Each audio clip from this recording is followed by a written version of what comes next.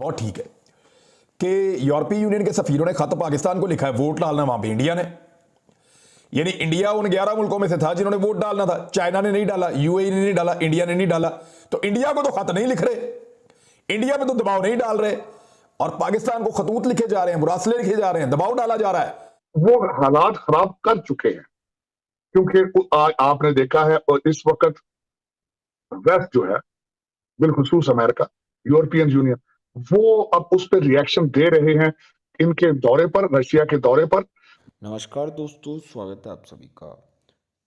दोस्तों, जैसा कि आप सभी जानते कि पाकिस्तान के साथ जो कुछ हुआ है, और इमरान खान जो है वो यूरोपियन यूनियन को धमकी दे रहे हैं।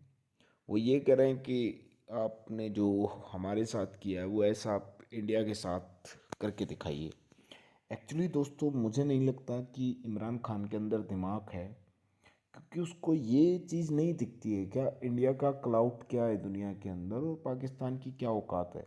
पाकिस्तान एक भिखारी देश है, भीख मांग के गुजारा चल रहा है। कटोरा, अगर एक कटोरा उठाया हुआ इंसान एक अमीर इंसान से कंपैरिजन करता है तो उसका कंपैरिजन नहीं हो सकता दुनिया में, और ये बात इमरान खान को समझनी चाहिए, जो समझना नहीं चाहता। चलिए वीडियो यूक्रेन के हवाले से पाकिस्तान की जो पोजीशन है उस पे यूरोपीय यूनियन ने कहा है कि पाकिस्तान को कंडेम करना चाहिए रशियन जो एग्रेशन है इन यूक्रेन। तो ये उन्होंने बड़ा क्लियर कट मैसेज दिया। इसके साथ साथ पाकिस्तान के जो नेशनल सिक्योरिटी एडवाइजर डॉक्टर मोहित यूसुफ साहब हैं, उनका विजिट था यूके का, उनको दावत दी गई थी कुछ अरसा पहले। इस वीक उन्होंने जाना था वहां पे, लेकिन यूक्रेन इशू की वजह से यूके ने कहा कि हमने ये आपका जो विजिट है ये कैंसिल कर दिया। The third and the last one but the most important thing is FATF grey list.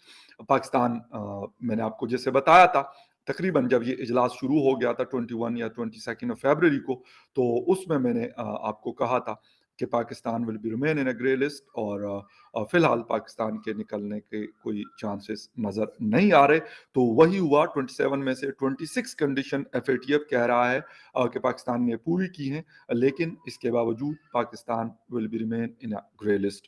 यूरोपीय यूनियन यकीनन यूक्रेन के साथ खड़ा है, रशिया के अगेंस्ट, लेकिन पाकिस्तान की इस वक्त की जो पोजीशन है वो ऐसी है कि वो रशिया को सपोर्ट करता है।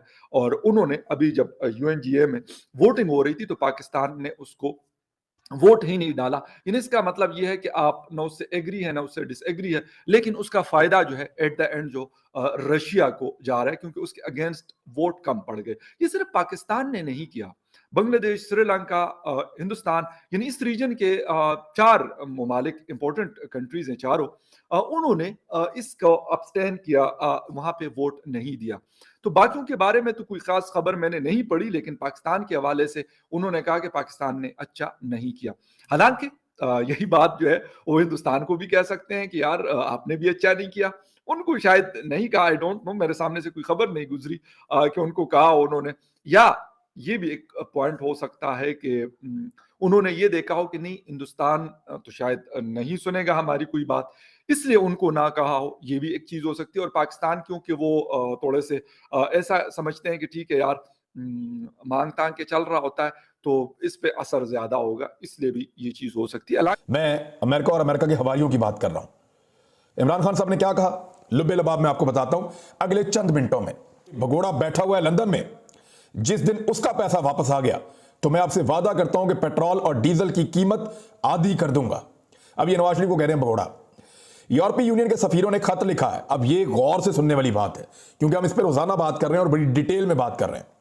यूरोपीय यूनियन के सफीरों ने खत लिखा कि आप रूस के खिलाफ उसके मुखालिफ बयान दें, उसके खिलाफ वोट दें।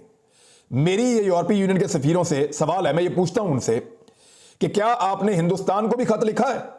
बहुत ठीक है कि यूरोपीय यूनियन के सफीरों ने खत पाकिस्तान को लिखा है, वोट डालना वहां पे इंडिया ने। यानी इंडिया उन 11 मुल्कों में से था जिन्होंने वोट डालना था। चाइना ने नहीं डाला, यूएई ने नहीं डाला, इंडिया ने नहीं डाला। तो इंडिया को तो खत नहीं लिख रहे, इंडिया पे तो दबाव नहीं डाल रहे, और पाकिस्तान को खतूत लिखे जा रहे हैं, मुरासले लिखे जा रहे हैं, दबाव डाला जा रहा है कि जनाब आप मुसम्मत करें जाके रूस की, उसके खिलाफ बयान दें। तो ये जो इस तरह की चीजें कर रहे हैं वो सारी दुनिया को नजर आ रही हैं, और पाकिस्तान इस 2 नंबरी को पकड़ के अब बोलेगा, खामोश नहीं रहेगा। ये नहीं हो सकता कि आप मुंह बंद करके बैठ जाएं क्योंकि आपके पैसे हैं वहां पे। ये नहीं हो सकता कि आपके बच्चों के वहां पे कारोबार है, उनकी वहां की नेशनैलिटी है, इसलिए आप चुप करके बैठ जाएं। यूरोप में आपके स्टेक्स हैं, आपकी जायदादें पड़ी हैं, इसलिए आप चुप करके बैठ जाएं। नहीं, ये मुख्तलिफ आदमी है, ये बोलेगा, ये जवाब देगा। और उसने जवाब दिया है। उसने कहा कि मुझे खत लिख रहे हो तो इंडिया उन 11 मुल्कों में से जिन्हें वोट डालना था उसको खत लिखा तुमने? जब उसको नहीं लिखा तो मुझे क्यों लिख रहे हो? क्या हम गुलाम हैं? ये सवाल उठाया। मैं यूरोपीय यूनियन के सफीरों से पूछना चाहता हूं, क्या आपने हमारा शुक्रिया अदा किया? क्या आपने कहा कि आपने हमारी मदद की थी? आपका बहुत शुक्रिया। हमारी जंग में आपको हमें अप्रिशिएट करना चाहिए था, आपने नहीं किया। सारे नेटो के मिलाकर 10% लोग भी नहीं मारे गए जो इस जंग में शामिल थे, 10% भी नहीं मारे गए, जबकि 80,000 से ज्यादा पाकिस्तानियों ने कुर्बानी। इमरान खान साहब ने मगरब को ललकार दिया है, यूरोप को ललकारा है और वेस्ट के साथ ताल्लुकात खराब करने के बिल्कुल नहज पे हैं। और वो इस बात पे तुले हुए हैं कि जो मैंने रूस का दौरा किया है वो ठीक किया है और मैं रूस को क्रिटिसाइज नहीं करूंगा, जो कि एक एग्रेसर है, दूसरे मुल्कों की सॉवरेनिटी की वायलेशन कर रहा है।